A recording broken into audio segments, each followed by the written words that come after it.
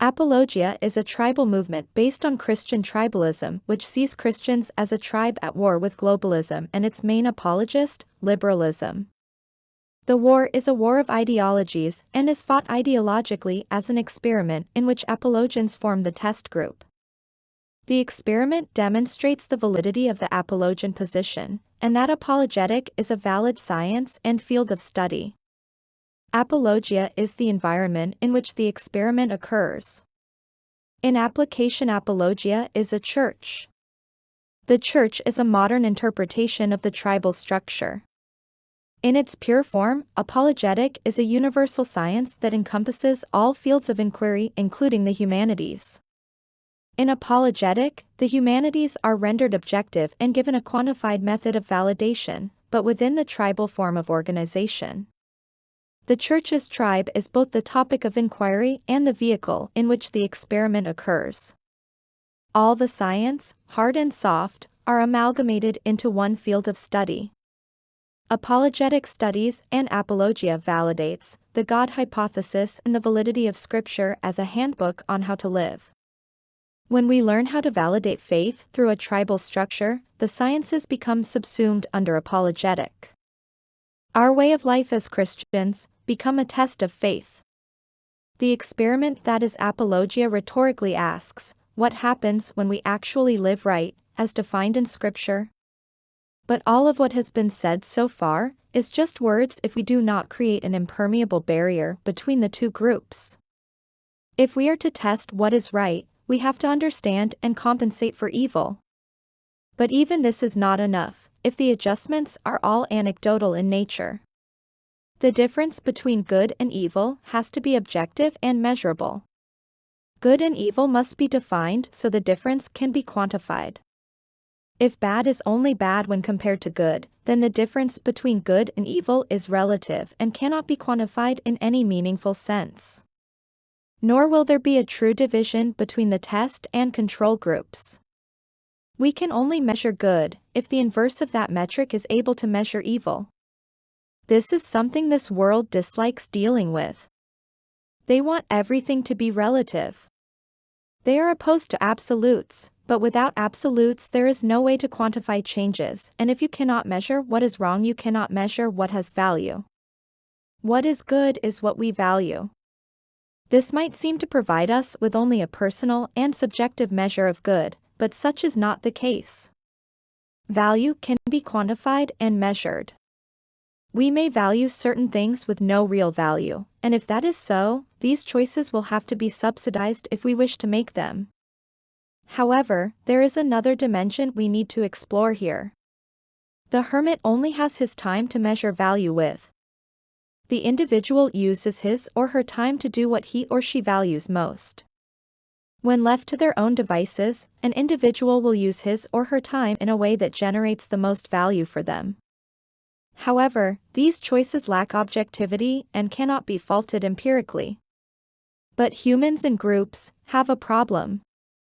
The issue is the design paradox. Christians argue the universe seems designed for life. There are hundreds of factors that must be precisely as they are to permit life, but Earth paradoxically is not suited for human life.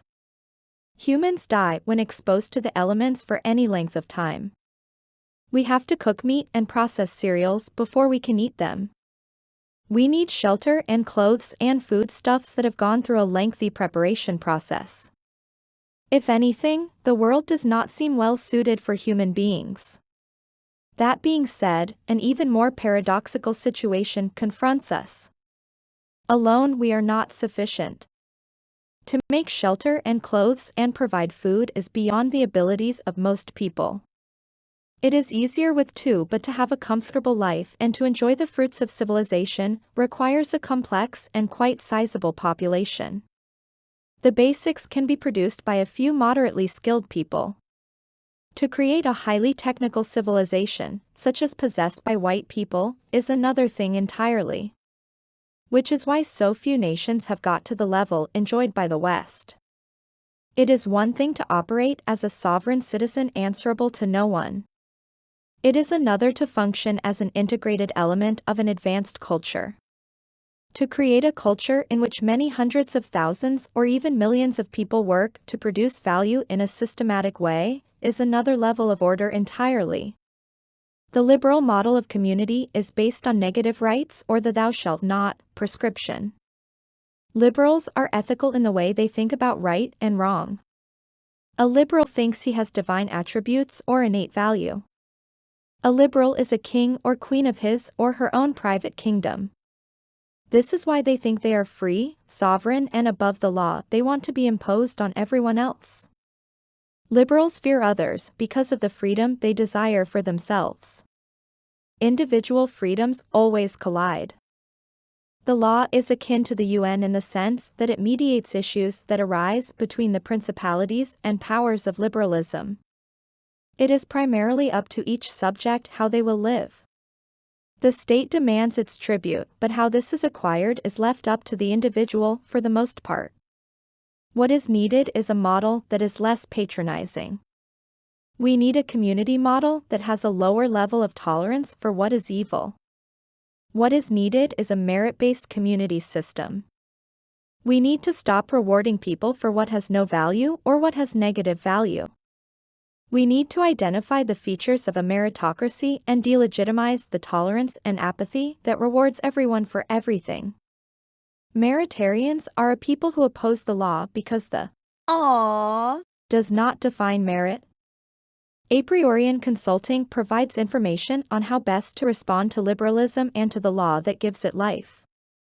For a moment, imagine a world of moral persons. No one steals or cheats or attempts to do less than they are able or cut corners. Those things that do not have merit are not done. In a meritocracy, what role would the state play? The state destroys merit-based systems so that it can fix the problems that freeloading creates. In other words, the state creates a need for the state. The Bible tells us the law is not for the righteous, but the unrighteous. What it does not say yet implies is the lawmaker needs the lawbreaker to justify its existence. Without he unjust, the state would no role to play. You may believe it is impossible to rid the world of lawbreakers, but the argument still stands that given a moral population, the state would be made redundant. However, no doubt some people will insist the state is needed to supply us with public goods. But we need to look more closely at the claim, because the state has nothing and can do nothing. Everything is paid for and provided by the private sector. Take away the regulatory function of the state and the state is a debating society. Everything built was built by men using their hands, not by politicians. No matter how much planning was done, at some point men had to go out to the site and use their hands to dig and drive and lift the elements into place. What is stopping those who need a road from asking, as we ask a neighbor, for a road? What is stopping those who build the roads, building a road for those who need it? It cannot be money because the state cannot earn money. The simple answer to the need for the state is always that the private sector cannot provide social goods. However, if we look at what we call the private sector, it is not as private as we might assume. When we want a house, we think we need money to buy the house. We want public works, so we think we need public funds to pay for them. But fiat currency is a manufactured product. It has no real value. $1 million does not give you a house if there is no house to purchase. All the money in the world will not cure cancer if you cannot find the cure. $1 million in gold may sink the boat it is in, but it will not plug a lead. The consumer cannot operate in the market without money, and to get it means he has to buy it or steal it. Imagine you wish to purchase a house, but so does a corporation. The bank lends the corporation the money it needs to buy the house, but it will not lend the money to you. Therefore, the corporation will get the house and you do not. But this is not the market but the banker and the CEO working in tandem to deprive you of what you could have used. We may say this is how the market works, but a bank is not sentient or moral, and the actions of a bank cannot be justified on merit. The ability to generate a profit is not the ability to generate value. There is no merit in the ability to make a profit. The bank may make a profit, its clients may make a profit, but that does not make the capitalist system valuable. Nothing on earth exists to benefit a sector or segment or class of things. Creating value is an absolute necessity, and it is a number tied only to itself. Like any series, the value of the scale has to increase. The reality is capitalism is not a value-creating activity. This is why capitalism and socialism are part of the control group. Apologia is a meritocracy. This is where science comes in, because science is simply the study of things in terms of a standard that can be quantified. Construction is a science in that it builds structures by the use of measurements. A house is the result of an applied science. Lumber and fasteners are used in opposition to the force of weight and lateral stresses. If one does not understand how stresses impact lumber, he or she will not be a good builder. To live right and moral, we need to live honestly. We need to live with integrity. If we create a cost, it needs to be paid by us. If we create value, that value must be acknowledged by others. The more we diverge from this simple rule, the more uncivilized we become. But where is the line between what is true and what is false? How and where do we draw it? The line is where debits become credits and vice versa. Liberals permit each person to draw their own line and define right and wrong for themselves. Liberals argue that what impacts us negatively is bad, but if we enjoy it, then it is good. Even morality has been linked to our physiology, as if how we feel establishes a universal standard. The categorical imperative of liberalism is to live as if your feelings are the most influential and significant part of the universe. Liberals live as if they are God and their feelings were sufficient to dictate the nature of reality. Hate makes something untrue in the liberal universe. But what is there that is real or more real than how we feel? How we choose between two options, other than the way they impact our physiognomy. There is no physical correlate of truth. There is no scale in nature against which we can determine our moral direction or the strength of our morality. Liberals have no objective standard, all they have is how they feel. They can only judge right and wrong according to how the event, person, or idea makes them feel. It is possible for a nation or business to measure the profitability of a nation or business, but even this seems more about validating what we like the most. There is some feedback in that if a company attempts to sell ice in winter, they will not likely make any sales above the Arctic Circle. But even this index can be misleading. If the state subsidizes the manufacture and sale of ice, the company may show a profit though costs exceed revenues. Apologia is a model of perfection, as apologetic is a guide to perfectibility. One can think of apologia as a nation, a people, and an experiment.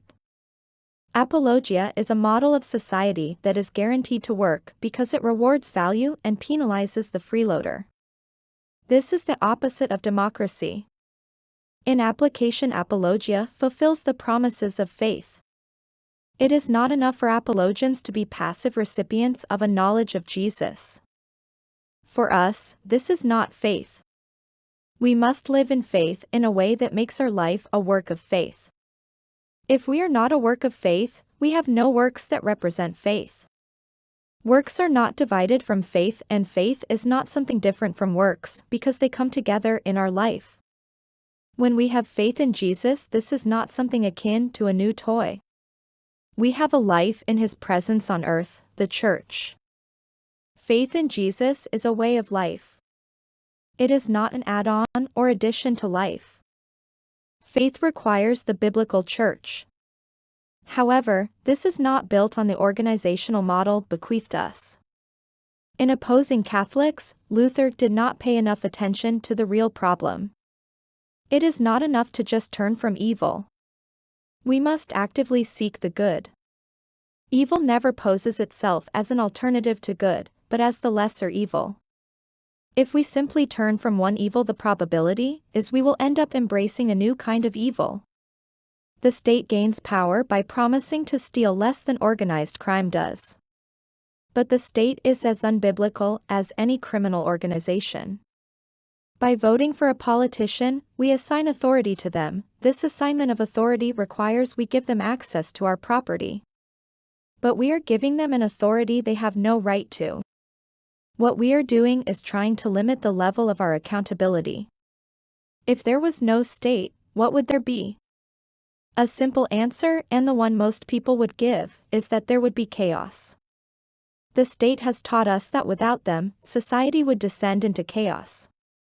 Without the state, we imagine there would be a struggle over resources. It would be a battle the strongest and most ruthless would win.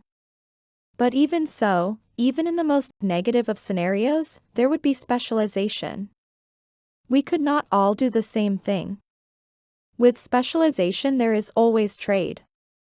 The struggle of the strong men is always in addition to the market. Without the market there is nothing to fight over. Would one of these warring factions win? If so, we would once more have a state. It is not enough to get rid of the state because there are many who are ready to become the future state. We need to look beyond this struggle of strong men and look at what happens if we get rid of our need for the state.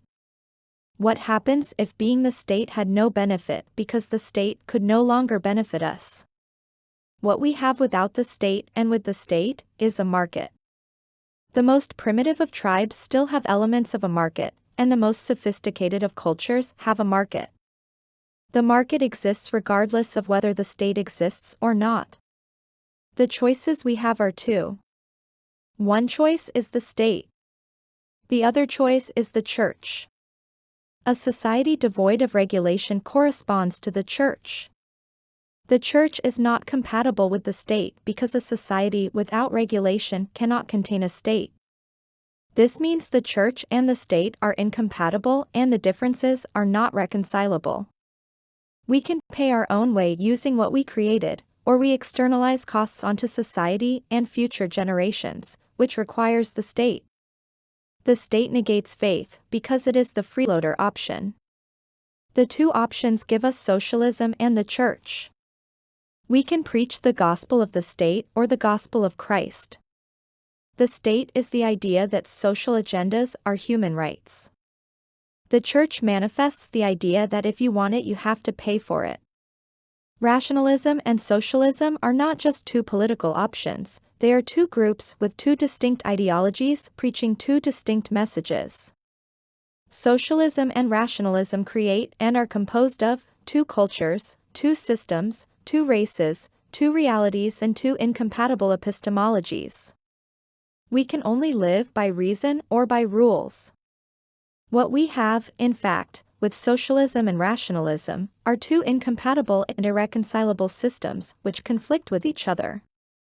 But contrast the war between socialism and rationalism, and the war between church and state, with the conflict between the political left and right. Political opposites are not true opposites. One side wants more of something, the other side wants less of the same thing, but neither side rejects anything the other side wants. The two sides disagree with the intensity, not the quality of what is disputed. The debate between left and right is over how many migrants, not about migrants. The left and right debate how much funding the state needs, not whether the state ought to be funded. Therefore, it is relatively painless to change political positions. A change in parties rarely even raises an eyebrow. The two sides are not far enough apart to cause a problem if your political allegiance changes. Politicians make a contrast between good and evil. But they put their group on the side of good, and those who oppose them are decreed to be evil. The same goes for our institutions. Religion and apostasy face off against each other. Christianity and other religions oppose each other. Protestants oppose Catholics and vice versa. The individual churches of the Protestant religion vie against each other. But where is the line between right and wrong and good and evil to be drawn? There is only one possible place where the line between good and evil can be. It is the line that divides those who are socialists from those who live by reason. There is no rational excuse for the state. It lives on the basis of force alone. We know we own what we produce. Reason tells us, no one can rationalize taking what we create. If they could, they would lose all right to defend what they created from others. We all own what we create, or no one does. The state either leaves the creations of others alone, or it will create a culture in which we lack any rights than what the state decides to give us. The choice is the law of the state or rationality, because the law does not just take away rights, it eliminates reason. There is no freedom, there is only reason. There is only the difference between the order of reason and the disorder of a state that regulates reason out of us. But this rejection of the state and its regulatory activity poses a problem for people who have lost the capacity to reason. The problem with the sovereign citizen movement is that individuals do not have the capacity or right to be sovereign. There is no reason for it. No individual can define right and wrong, good and bad, and even less, good and evil. The will of the individual cannot veto the power of the state, but it cannot define what is rational either. But the reaction to socialism by populists is an even worse option than anarchy. If one person is not sovereign, why is a majority sovereign? What has the power of the ballot box got to do with reason? The problem with democracy, especially direct democracy or populist democracy, is that it equates reason with popular opinion. When the majority decides what is right, we have a tyranny of the majority. When a leader is elected to represent the majority, we do not become rational because of it. Democracy combines two problems and eliminates neither. An irrational majority elect an irrational individual to create rules that are not rational. The irrationality of autocracy and mob rule are hidden in a two-stage process that combines the irrationality of both into a single process. Democracy gives each subject one vote. This cannot be rationally justified. Being human does not justify you having a vote in how society is to operate. The majority might vote, but the vote does not produce a rational solution nor goods and services. A vote is meaningless without a foundation in reason. Starving people might vote to have a meal, but if there is no food, the electorate will remain hungry. The majority can vote for free hospital care, but if there is no doctors to provide the care, the vote is an exercise in futility. By itself, the vote is nothing more than people engaging in wishful thinking. But that being said, there are people who create things with value that, through this process, create civilizations. There are also elections that are held which give governments the power to exploit these people and the work they do. Governments are authorized, by the popular vote, to allocate things with value in accordance with a state's social agenda. Therein lies the problem. The rational are justified by the work they do, but the state must do something to justify its existence. The rational work in faith, but the state cannot do anything without expropriating the wealth of the rational, as the state does not the ability to add value to assets. Apologia is rational because it works on the basis of reason rather than power. Because it is grounded in reason, it requires no laws or rules to function. The basis of reason is what some might consider the market. Regardless, without accountable bookkeeping, humans cannot function rationally. We need an objective way to compare courses of action. Every choice has a cost, and every cost must be paid if a rational response is to be made. Rationality is, in the end, nothing more than accounting without the extraneous costs created by the state. Apologia is the only organization able to make this happen.